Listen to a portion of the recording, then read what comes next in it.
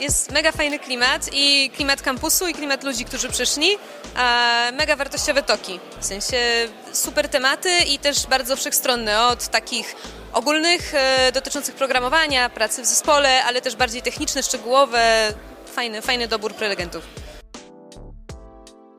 Myślę, że problemem jest dotrzymanie obietnicy złożonej podczas rekrutacji. To jest coś, na czym firmy powinny się skupić, czyli mówić szczerze, czym się zajmują, co mogą jakby obiecać i dotrzymać później tej obietnicy, co tak naprawdę czeka te osoby w pracy, bo inne podejście jest bardzo krótkowzroczne. Myślę, że programiści oczekują uczciwości wobec nich, szczerości, fajnej atmosfery w pracy i dużej elastyczności, w sensie, żeby mieć pole do kreatywności, żeby nikt im nie narzucał jakiegoś podejścia, ale jednocześnie, żeby mieć wsparcie mentora na przykład, jeżeli potrzebują. I to jest moim zdaniem fajne, bo pomieszanie otwartości z docenianiem wiedzy i doświadczenia. Dziewczyn jest coraz więcej, ale ja widzę pewien niepokojący mnie trend, że dziewczyny w tym momencie znikają. I to też widziałam w którychś badaniach, że dużo dziewczyn zaczyna prawie tyle samo co chłopaków, ale potem gdzieś tam w trakcie pracy robi się ich coraz mniej. Ja to widzę z autopsji też u nas w firmie, że dziewczyny po prostu odchodzą na urlop macierzyński i później z powodu różnych społecznych procesów nie wracają, bo gdzieś tam one bardziej zajmują się tym domem, dziećmi i to jest strasznie smutne, bo są naprawdę fajnymi programistkami, mają skilla niesamowitego,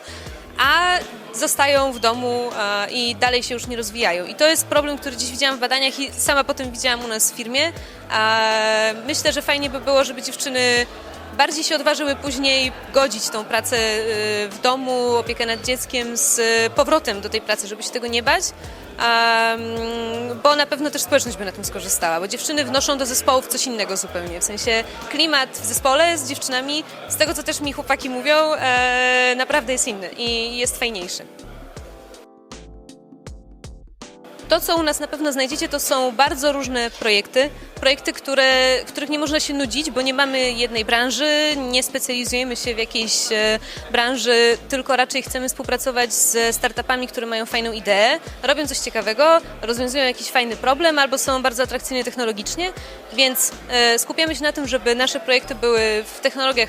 które lubimy, które cenimy, które są nowe, nowoczesne, a typ projektu to już jest dla nas za każdym razem odkrycie, jakieś pole do nowego researchu, do odkrywania nowych rzeczy, więc dużo odkryć, dużo zmian, więc to być może nie jest dla każdego, a jeżeli ktoś się chce bardzo mocno rozwijać i poznawać bardzo różne branże na przykład, to nasza firma jest super miejscem do tego.